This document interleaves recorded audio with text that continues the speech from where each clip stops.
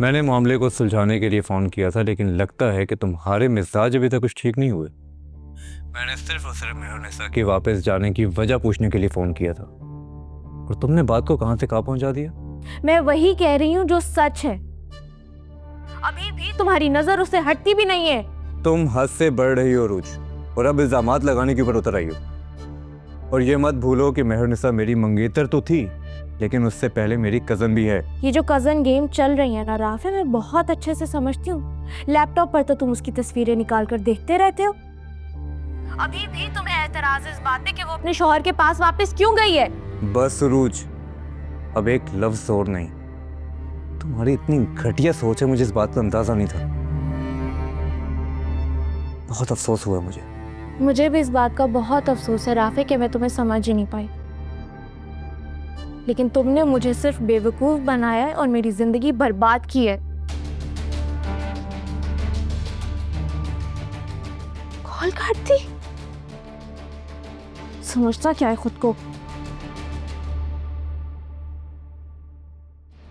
मीजान, आपकी सारी बातें एक तरफ, लेकिन राफे को ये बात समझनी चाहिए कि शादी के बाद कोई भी बीवी ये बर्दाश्त नहीं करती कि उसका शौहर अपनी साबका मंगेतर से छुप छुप के फोन पे बातें करे।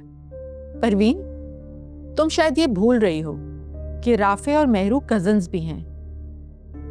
अगर उसने मेहरू से फोन पे बात कर ली तो कौन सी कयामत आ गई। बिला वजह तुम लोग क्यों इस बात को इशू बना रहे हो। ना तुम और ना ही तुम्हारी बेटी ये बात समझने को तैयार है। मीजान, आप ठीक कह रही, लेकिन माजरत के साथ जिस दिन से मेरी बेटी की शादी हुई है आपके घर में, आप अच्छी तरह जानती हैं कि वो कॉम्प्रोमाइज करती आ रही है। कैसा कॉम्प्रोमाइज? हाँ, राफे ने तो उसे कभी किसी चीज की कमी नहीं होने दी।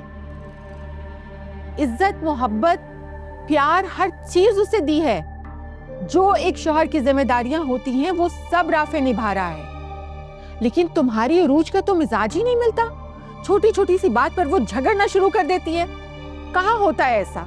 मुझे तुम खुद बताओ। तुम भी जब इस घर में आई थी तो तुम्हें भी खुद को चेंज करना पड़ा था ना। ससुराल के रंग में ढाला था या नहीं ढाला था, बताओ। जी बीजान, मगर मैं अगर मगर कुछ नहीं परवीन। जाके अरूज को समझाओ, मैं उसे लेने के लिए आई हूं, उसे मेरे साथ चलना होगा। और तुम ये बात बहुत अच्छी तरह से जानती हो कि मैं राफे के मना करने के बावजूद यहां आई हूं। तुम्हें तो ये बात अच्छी तरह से समझनी चाहिए परवीन। मियाँ बीवी का रिश्ता कितना नाजुक होता है, बिल्कुल कांच की तरह। अगर एक बार उसमें दरार आ जाए तो फिर उसे टूटने से कोई नहीं रोक सकता। अब जाओ और उरूज से कहो कि मेरे साथ चले। जी।